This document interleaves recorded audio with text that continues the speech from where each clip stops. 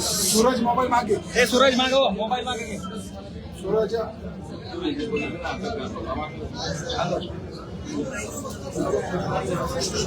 सूरज मागे.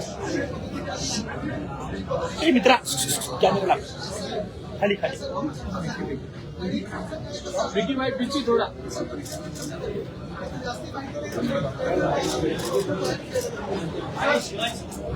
¿Cómo sea?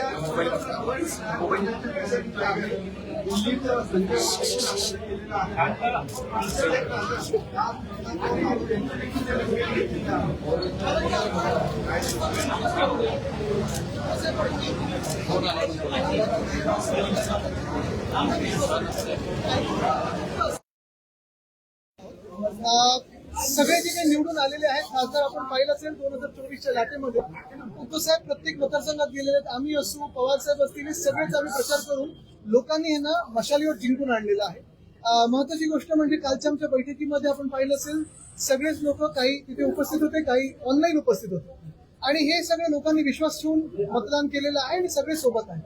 आदेश online कुठून आलं अरे पण ऑनलाईन येणं चुकीचं काय, याचा कोणाचा त्रास असेल ना. उमराजेंशी काल आमचं बोलणं झालं होतं. उमराजे होते, त्यांचं म्हणणं असं होतं की मुलाला ऍडमिट केलं, पण मी नाराज नाहीये. पण बाकीचे खासदार काल रात्री आमची जी जिल्हा प्रमुखांची झूम कॉल झाला त्याच्यात सगळे होते. ओमराजा तिथे बोललेच होता त्या कॉन्फरन्समध्ये. आदित्यजी, कालच्या बैठकीमध्ये उद्धव साहेबांनी काही इन्स्ट्रक्शन दिलेले आहेत, त्यांना असं देखील इनपुट्स आहेत की काही लोक फुटू शकतात. आमदार जेव्हा फुटलेले 40 तरी देखील उद्धव साहेबांनी तेव्हा कुठेही प्रेशर टॅक्टिक्स केले नाही, कुठेही कुणाच्या फायली सोडल्या नाही करप्शनच्या. आता देखील तशीच परिस्थिती दिसतेय, कारण आपण वेगवेगळ्या राज्यांमध्ये बघतोय की काय परिस्थिती आहे. अनेक खासदार दिसत आहेत. तर त्याच्या पार्श्वभूमीवर काय करतात? एक तृणमूल काँग्रेसबद्दल पाहिलं असेल 20 खासदारांनी वेगळा गट फॉर्म करण्याचा प्रयत्न केलेला आहे. ही सगळी एहसान फरामोश लोक आहेत. जिंकले ममता दिदींच्या नावावर आणि आता लगेच सरकार बदलनंतर टुपुक उड्या मारून पलतात. एक महत्वाची गोष्ट आहे की आमची केस जवळपास आता 4-4.5 वर्ष चालू आहे. राष्ट्रवादी काँग्रेसची देखील केस तेवढीच वर्ष चालू आहे. तसं पाहायला गेलं तर संविधानामध्ये ही खूप मोठी तरतूद आहे, मोठी घटना आहे की एखाद्या पक्षाचं फुटून चोरून कोणीतरी ते नाव चोरू शकतं, निवडणूक आयोग त्यांना सिम्बॉल देखील देऊ शकतं. ही खूप मोठी गोष्ट आहे. आमचं म्हणणं एकच आहे, आत्ताचे जे पूर्ण आदर ठेवून सांगतो सरन्यायाधीश त्यांच्या म्हणण्याशी आम्ही पूर्ण सहमत आहोत की justice delayed is justice destroyed. आणि तो जस्टिस डिस्ट्रॉय होताना दिसतोय का आपल्याला देशामध्ये? आपलं लोकशाही डिस्ट्रॉय होत दिसते का? मला ह्याच्यावर आपण विचार करणं गरजेचं आहे.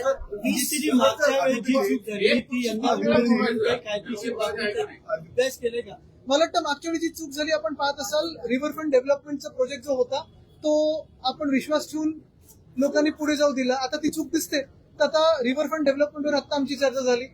एम्प्रेस गार्डन मध्ये घुसण्याचा प्रयत्न आहे, त्याच्यावर आमची चर्चा झाली. बेताल टेकडीवर आमची चर्चा झाली. हे सगळं आहे. मला वाटतं आपण एका विषयावर जास्ती चिकटून न राहता, ऐका ना, मला तर बोलू द्या, पूर्ण तर बोलू द्या. महत्वाची गोष्ट एकच आहे की ह्या एका राजकीय गोष्टीवर चिकटून न राहता महाराष्ट्रात अनेक विषय आहेत, देशात अनेक विषय आणि त्याच्यावर पण आपण चर्चा करणं गरजेचं आहे. यांनी देखील दावा केला की तुमचे 7 खासदार त्यांच्या संपर्कात आहे. पावसाळी अधिवेशन त्यांचं ऑपरेशन टायगर हे पूर्ण होईल असं गोपाल तुम्हाला सांगा. परत निवडणूक लढवून दाखवा आणि जिंकून दाखवा. मला वाटतं त्याच्यात जायचं नाही. मला ते कसे त्यावेळी पण जिंकले, तसं आम्ही प्रचार केला वगैरे, त्याच्यात जायचं नाही. मुद्दा हाच आहे. मी तुम्हाला सांगते, या राजकीय घडामोडी ज्या आहेत, पक्ष तोडण्याच्या, पक्ष फोडण्याच्या, कोण कुठे उड्या मारतंय, कोण काय होतंय, हे देशात सगळीकडे चालू आहे.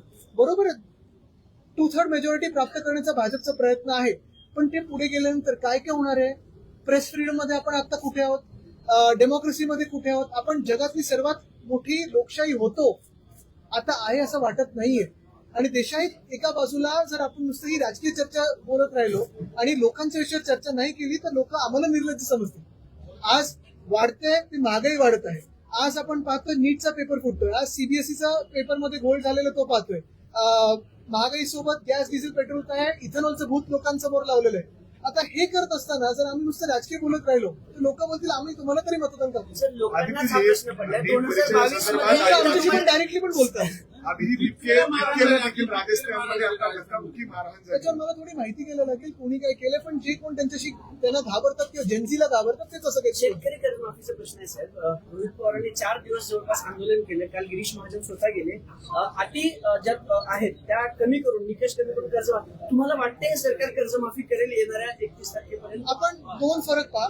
पहिली जी आम्ही 2019 साली केली होती ती 2019-20 साली, त्याला आम्ही कर्जमुक्ती बोलत होतो. माफ कोणाला आपण करतो तर गुन्हेगार करतो. गुन्हेगार काही शेतकरी आहेत आपले, काही शेतकरी म्हणजे आपला अन्नदाता. गुन्हा केलाय कोणी? आणि मुख्य गोष्ट हीच आहे की आमच्या वेळी कुठच्याही अटी शर्ती न लावता, कुठच्याही किचकट ह्याच्यात तांत्रिक गोष्ट न आणता आम्ही सरळ आम्ही केलेलं की 2दा तुम्ही सह्या करा किंवा अंका करा, जे काही आपले सरकार सेवा केंद्र होतं त्याच्यात जाऊन तुम्ही करू शकत होतं. आणि हे केल्यानंतर आपण पाहिलं असेल महाराष्ट्रातला जो शेतकरी सुटावला होता तो अजूनही हे म्हणतो की उद्धव ठाकरेंनी दिलेली कर्जमुक्ती ही आमच्यापर्यंत पोहोचली, त्याच्या आधी किंवा नंतर कधीही कर्जमुक्ती आमच्याकडे आली नाही. आत्ताची केलेली कर्जमाफी आहे ती उपकार केल्यासारखी कर्जमाफी आहे. म्हणजे एका बाजूला आपण पाहतोय जवळपास 85 लाख महिलांचं जे काही लाडकी बहीण योजनेतले पैसे होते ते वळवलेले असं वाटतंय. म्हणजे तुम्ही त्यांना पात्र ठरवलं, त्यांची मतं घेतली, 85 लाख महिलांची मतं घेतली आणि नंतर तुम्ही त्यांचा वापर झाल्यानंतर सोडून दिलं निवडणुकीनंतर. आता त्यांना अपात्र ठरवतं, त्यांना धमकवतं, त्यांच्या खात्यातून पैसे परत घेतंय आणि आता काहीतरी थातूर करायचं म्हणून तुम्ही कर्जमुक्ती असं दाखवताय, कर्जमाफी असं दाखवताय. आमची देखील आंदोलनं सगळीकडे होतात, जिल्ह्यात होतात. शिवसेना उद्धव बाळासाहेब ठाकरे पक्षाकडून मोठी तीव्र आंदोलन देखील होणार आहेत. आमचं म्हणणं एकच आहे, कुठची अट न ठेवता, कुठची शर्त न ठेवता तुम्ही कर्जमाफी शेतकऱ्यांसाठी केली पाहिजे. मग भले ते 2017च्या ह्याच्यात आले असो किंवा 2019च्या ह्याच्यात. 2019-20ला पण 6 वर्ष झाली ना. आपण 2019 आज SRC बैठक घेतली. मंत्र्यांनी टीका केली. कृषी मंत्री कोण आहेत? महाराष्ट्राला विचारा, आठवतात तर कोण कृषी मंत्री? तुम्ही वेताळ टेकडीचा विषय जो घेतला होता, त्याच्यानंतर हे सांगतोय तो. विधान परिषद वेताळ टेकडीचा जेव्हा विषय घेतला होता, आत्ताचा ज्वलंत मुद्दा पुण्यातल्या पर्यावरणाचा आहे. रस्ता रुंदीकरणासाठी हजारो झाडांची कत्तल होती. गणेश किल्ल्याचा तो रस्ता आहे आणि त्याची झाडं लावण्यासाठी महापालिका प्रशासन असेल, मेट्रो प्रशासन असेल, कुठेतरी उत्तरं जी आहेत ती सारवासारव करताना दिसतात. पुन्हा एकदा हा मुद्दा तुम्ही उपस्थित करणार आहात? निश्चितपणे करणार आहोत. आम्ही हा प्रश्न विधानभवनात देखील घेणार आहोत, खूप अग्रेसिव्हली घेणार आहोत. पुण्यातला वेताळ टेकडीचा विषय आहे, तो HCMPRचा विषय आहे, मग परत गणेश किल्लीचा विषय आहे, ते आता बॉटॅनिकल पार्क जे आहे त्याचा आहे, एम्प्रेस गार्डनचा आहे, रिव्हरफ्रंट डेव्हलपमेंटचा आहे. मुख्य गोष्ट ही आहे, परत तुम्हाला सांगतो, मी पर्यावरण मंत्री असताना इथे येऊन पाहणी केली होती. सलीम अली बर्ड पार्क, तिकडला राडारोडा पडलेला आहे, तो आपण पूर्ण राडारोडा काढून रिव्हाइव्ह केलं होतं.